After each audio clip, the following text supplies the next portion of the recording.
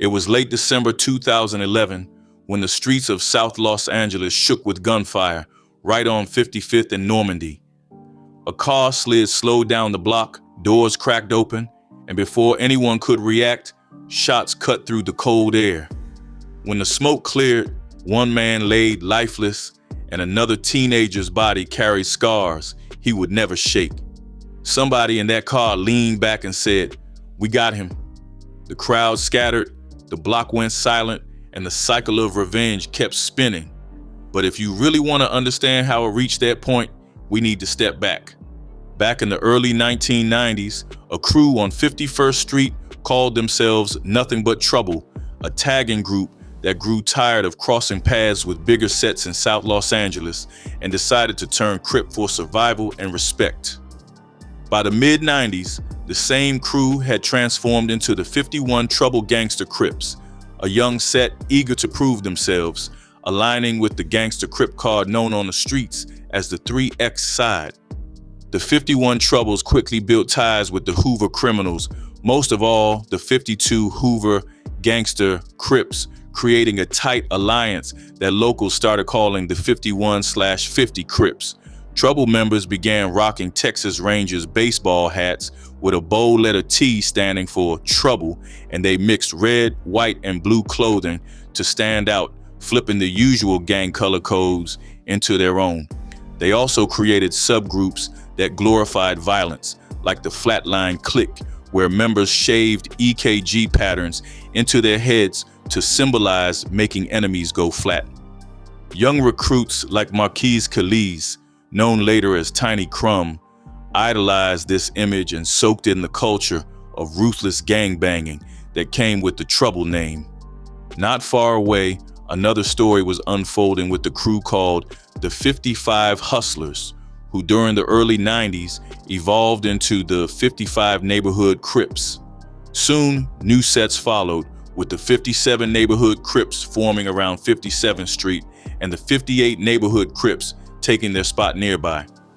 Together, these three sets formed the rolling 50 Neighborhood Crips, proudly repping the 2X side that tied them to bigger allies like the Rolling 60s. This split between Gangster Crips and Neighborhood Crips created a bitter divide, and the 51 Trouble Gangster Crips found themselves at odds with their southern neighbors across 54th Street. The line at 54th became a hard boundary where crossing too far north or south could mean getting pressed or worse. Troubles called the 55s French fries, mocked the 57s as 5 slates, and the 58s as 5 skates, while calling all their rivals naps or nappy heads. On the other side, Neighborhood Crips fired back with their own slurs, often calling gangster sets tramps. These taunts were not jokes, they carried weight and often turned into bullets flying through neighborhoods. By the mid-2000s, South Los Angeles felt the war heating up as the Troubles clashed weekly with the Rolling 50s, and residents described hearing gunshots almost every other night. Every shooting, whether successful or not, demanded retaliation, and both sides kept score with bodies. The geography only made things worse, since the 51 Troubles were boxed in with the 6 Deuce, brims on one side, Rolling 40s to the north, and the Rolling 50s pressing directly to the south. Their only real lifeline was their Hoover allies to the east, which locked them deeper into a long war with every Neighborhood Crip set nearby. This was the environment that shaped young men like Ronnie 007 Only from Trouble and Keith Tiny Demon Moore from the 55 Neighborhood Crips, whose violent collision would push the war to new levels of bloodshed. Keith Moore was only 20 years old when he was holding down his neighborhood, but to the Rolling 50s, he was already somebody worth respect, and they called him Tiny Demon. That kind of name in gang culture usually meant there was a lineage of demons before him, maybe a big demon or Lil Demon, and he was the youngest one stepping into that line. People around the 55 Neighborhood Crips saw him as loved and trusted, and in that world, being respected meant you were also a target. On the Trouble side, Ronnie Onley was the one who decided to hunt him down, and in the streets, he was known as 007. He was one of those members who carried himself like he had a mission, and that mission was to eliminate Tiny Demon. He was not shy about it either, because he tried at least 4 times to kill him before actually succeeding. Each attempt was bold, and it showed how personal this war had become. The first known attempt came in April 2009 when Moore was with his girlfriend outside their house. A car rolled up and it was 007 behind the wheel. Moore stepped inside just in time, but bullets sprayed across the house anyway, and it was clear somebody wanted him gone. Just 2 months later in June, he and his girlfriend sat on the porch when Only came lurking again with another man hiding behind a gate. They went inside, but gunshots ripped through the windows only minutes later. By July 2009, things escalated because Only pulled up in his red Chevy Monte Carlo in the middle of 55 territory near 54th and Denker, where a group of 55 neighborhood members were chilling. He opened fire, and the scene turned into a full shootout with bullets flying both ways. Somehow, Tiny Demon survived another close call, but it was only a matter of time. In August, Moore and his girlfriend were driving on 55th Street when Only chased them in that same Monte Carlo, throwing gang signs during the pursuit. Moore rushed into a corner store with his girl and tried to pull down the security gate, but bullets started blasting at the storefront as customers ran for cover. With all those failed attempts, Moore's life was basically hanging by a thread. People wondered why he did not leave the neighborhood, but in the streets, pride and loyalty often outweigh safety. That decision cost him because on September 5th, 2009, at about 2:35 in the afternoon, Moore was riding his bike near his home when the shooters finally caught him. Witnesses said 2 suspects walked up and unleashed multiple shots that hit him in the back and thigh, leaving him collapsed on the sidewalk next to his bicycle. A neighbor reported a small light blue car speeding away, and that detail mattered because it matched the car that Jason Wilder, another trouble member, had lent Only that day. When officers arrived, Moore was already dying and 12 shell casings were on the ground. His death hit the Rolling 50s hard because he was young, respected, and known to many. Online tributes poured in with people posting messages every year on his birthday or the anniversary of his death, using names like Tiny Demon World to honor him. Law enforcement moved quick on this one because they already had Only in their sights after his earlier attempts. Within weeks, police arrested him and Wilder, tying them both to Moore's killing. The case went to trial where witnesses identified Only as the shooter, and the evidence showed he had tried multiple times before. In October 2011, Ronnie Only was convicted of first-degree murder and sentenced to 80 years to life, basically ensuring he would never walk free again. The conviction gave the Rolling 50s a sense that justice had come through official channels. But in gang culture, the streets rarely accept court verdicts as closure. For the Troubles, it meant their most aggressive member was gone, but it also created a space for younger shooters to step forward. Among them was Marquise Calise, who they called Tiny Crumb, and he wanted to prove himself just like 007 before him. The war was not slowing down. By 2010, the streets around Vermont and Normandy were buzzing with constant tension, and gunshots cracked the night almost every other evening as the feud between the 51 Trouble Gangster Crips and the Rolling 50 Neighborhood Crips spiraled deeper. Residents in South Los Angeles talked about hearing at least 3 shootings a week, and bodies from both sides kept dropping as the scorecard of violence stayed heavy. The conviction of Ronnie 007 Only in 2011 left the Trouble Gangster Crips without their most feared shooter, but the younger homies were watching closely, and one of them stepped forward determined to fill that space. Marquise Calise, who the block called Tiny Crumb, started making himself known as a torpedo, ready to put in work, and his style was impossible to miss. Tiny Crumb rocked a flatline haircut shaved into his head, the sharp EKG pattern standing as his personal badge, showing that he was making enemies flatline, and he pushed his image hard in the neighborhood. Days before the big shooting that would come later, witnesses said he was scribbling NHCK on walls, spelling out neighborhood Crip killer as clear as graffiti could say it, letting everybody know where he stood. By that point, he was already feared and he was hungry for more reputation. And after 007 got locked away for life, he carried the mindset that somebody had to keep the trouble name strong. People in the neighborhood knew him as a small young homie, but they also whispered that his energy was explosive, like C4, which became another nickname attached to his story. On the other side of the feud, Andre D-Rocc Lockhart was a 30-year-old veteran holding weight for the 57 neighborhood Crips, respected deeply in the Rolling 50s Alliance, and known across South Los Angeles as a steady general. Born and raised near 55th Street, he carried the neighborhood identity with pride, and younger members looked up to him for guidance and direction in a world where the rules were written in gunfire.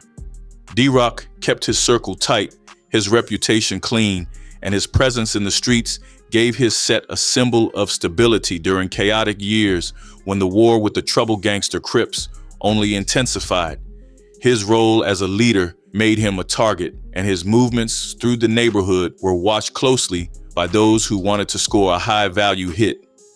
The loss of Keith "Tiny Demon" Moore back in 2009 had left the Rolling 50s hurting, and the blood debt from that murder remained unpaid in their eyes, which pushed the animosity to another level. At the same time, the Troubles had taken their own loss with 007 locked down, and young shooters like Tiny Crumb wanted to show that the Troubles were still active and still willing to go after the biggest names available. It was a dangerous mix of revenge, pride, and strategy that painted Andre D-Rocc Lockhart as a marked man in the ongoing feud, and as 2011 rolled in, the whispers on the streets said that somebody was already lining him up. December 27, 2011 was supposed to be just another regular Tuesday in South Los Angeles, 2 days after Christmas, when the neighborhood around 55th Street and Normandie Avenue still carried the calm of the holidays. But by afternoon, the calm would be shattered with gunfire that left one of the Rolling 50s' most respected figures gone forever. Andre D-Rocc Lockhart, who was 28 years old, was spending time near his childhood block, reportedly visiting his sick father before stepping out for a short walk with 16-year-old Stephen "Tiny Drawdown" Wade, who was a young associate closely tied to the 57 neighborhood Crips, even though he lived on 51st Place inside rival Trouble territory. The two walked toward the corner market at 55th and Normandie, a spot they visited often, and to anyone watching it, looked like an easy chance to catch two enemies outside without cover, because at the same time, Marquis Tiny Crumb Calise was already circling the area with his driver, Rayvon Tiny Mickey Moreland, cruising in a dark sedan with plans already forming. Moreland would later testify that he was simply giving his homie a ride, but by the time they reached 55th Street, the intention was clear, because Tiny Crumb told him to stop the car, and surveillance footage later shown in court confirmed what happened next.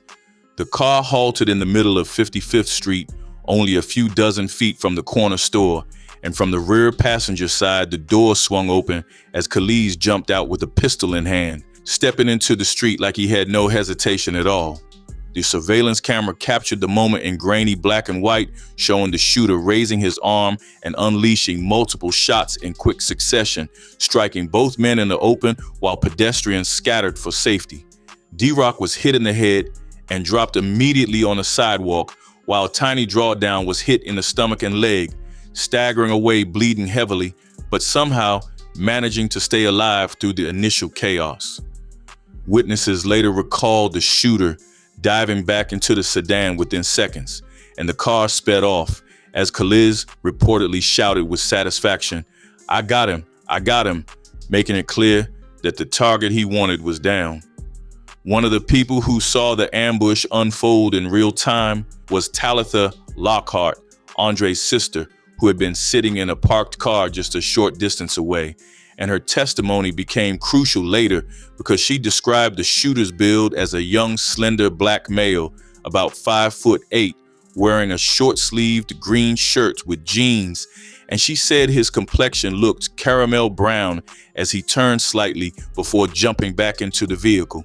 Talitha ran screaming toward her parents' house as the shots rang out, trying to call for help, while her sister-in-law rushed out the front door and saw Andre lying on the sidewalk with a bullet wound to his forehead and another in his leg. Neighbors ducked at first in fear that more shots might follow, but once the sedan disappeared, some came out to help, lifting Wade into a safer spot and trying to apply pressure to his wounds, while others dialed 911. Emergency services arrived quickly and rushed both victims to California Hospital, but the damage to Andre D-Rocc Lockhart was too severe, and later that evening, he was pronounced dead at 8:55 p.m., while Wade survived his wounds but was left permanently scarred, carrying both the physical pain and the heavy trauma of what he witnessed.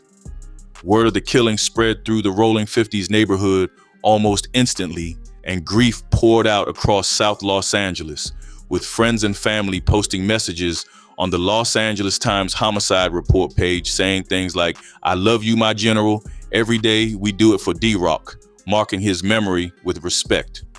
Others remembered him as a soldier and a leader, someone who held his hood together during a time when the feud with the Troubles was raging, while younger homies called him a general in everything he did, a man who carried his set with pride. But while his own people grieved, enemies wasted no time throwing disrespect in public forums, with comments appearing from rival accounts mocking his death, using slurs like crab for Crip and tagging themselves as CK, which stood for Crip Killer, showing the deep hatred that ran between these sets.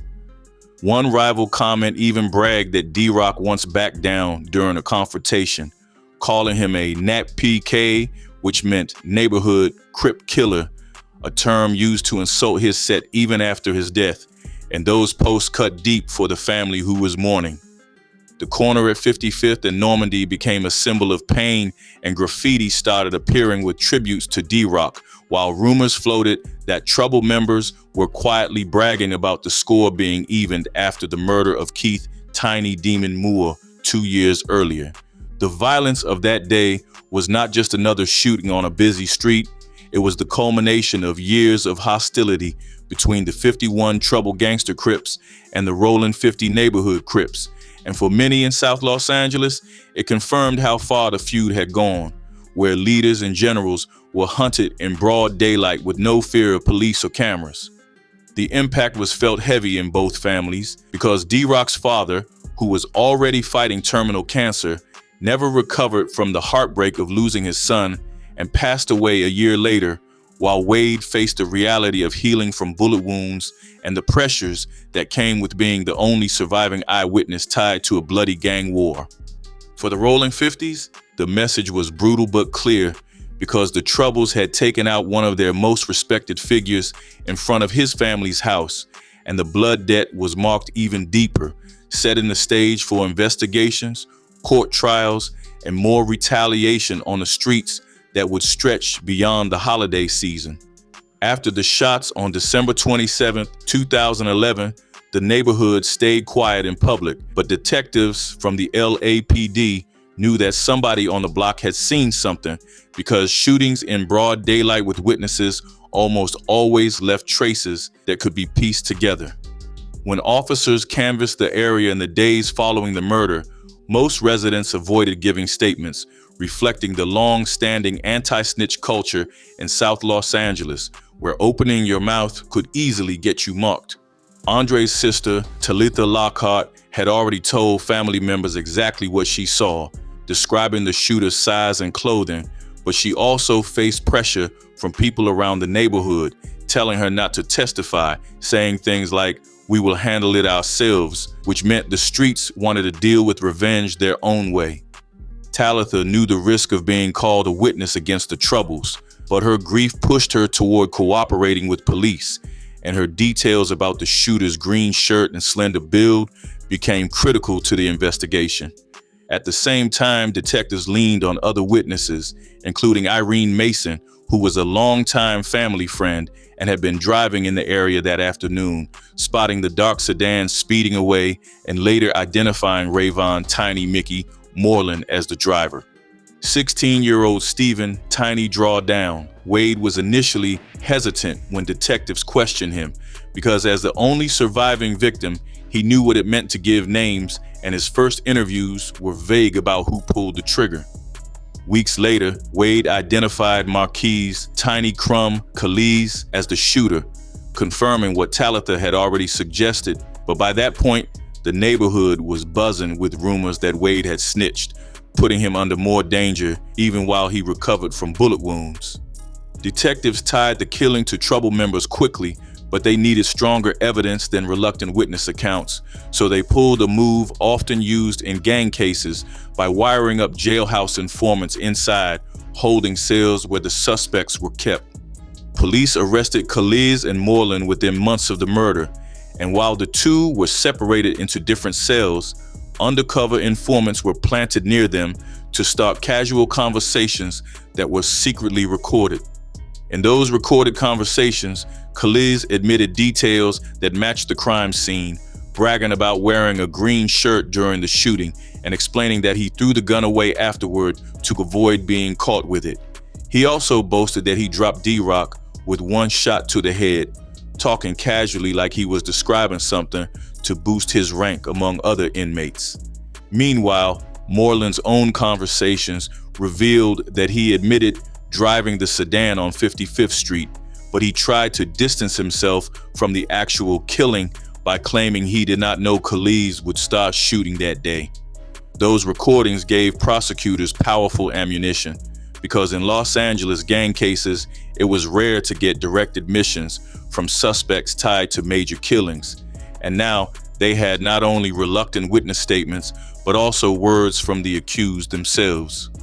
With the recorded confessions in hand, police locked in their case, preparing for trials that would drag out over the next several years, bringing more pain to both families and reopening wounds every time new testimony surfaced.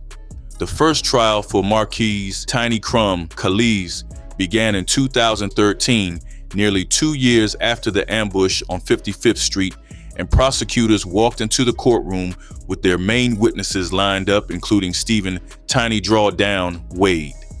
At first, Wade had identified Calise clearly, but by the time he sat in front of the jury, he recanted, saying he did not know who shot him, which left prosecutors scrambling to salvage their case. Defense attorneys jumped on Wade's reversal, pointing out that without his confirmation, the identification of Calise came only from pressured witnesses like Talitha and Irene Mason, which they argued could not be trusted. The jury deliberated for days, but ultimately split on a decision, forcing the judge to declare a mistrial, which meant prosecutors would have to regroup and try again with the same evidence. During that time, Moreland decided to strike a deal, knowing that the recorded conversations already implicated him as the driver and that avoiding trial might be his only chance to avoid life in prison. In 2014, he accepted a plea deal for voluntary manslaughter and received a sentence of 10 years, a punishment lighter than many expected, but still heavy enough to remove him from the streets for most of a decade. Prosecutors then turned their full focus on Calise, determined not to lose the case again, and in 2015, the second trial began, this time with a stronger strategy. They introduced the jailhouse recordings of Calise bragging about the green shirt, tossing the gun, and taking credit for the shooting, framing those words as undeniable proof that he was the trigger man. Prosecutors also presented photographs of gang graffiti, including NHCK tags tied directly to Calise, and explained to jurors how trouble culture glorified taking out neighborhood Crip rivals like Andre D-Rocc Lockhart. Gang experts were brought in to describe the history of the feud, giving the jury context for why D-Rocc was targeted, why the Troubles celebrated the hit, and why Khalid openly bragged about his role in it. The combination of witness testimony, gang culture explanations, graffiti evidence, and recorded confessions built a wall too strong for the defense to break, and the jury delivered a guilty verdict on first-degree murder, attempted murder, and gang and firearm enhancements. In September 2015, Marquise Tiny Crumb Khalid was sentenced to 65 years to life in state prison, a sentence that meant he would likely never walk free again. His defense filed appeals, arguing that the recorded statements were unreliable and that witness testimony had been inconsistent, but the appeals were denied and the conviction stood firm as the official end of the case. For the Lockhart family, the sentence provided a measure of justice for Andre D-Rocc, though it did not bring him back, while Stephen Wade carried the lasting scars of his injuries and the label of snitch that followed him long after the trials were finished. The conviction of Khalid closed a chapter in the feud legally, but on the streets, the troubled Gangster Crips and the Rolling 50 neighborhood Crips kept the war alive, showing that even long prison sentences did not erase the blood debts written into South Los Angeles.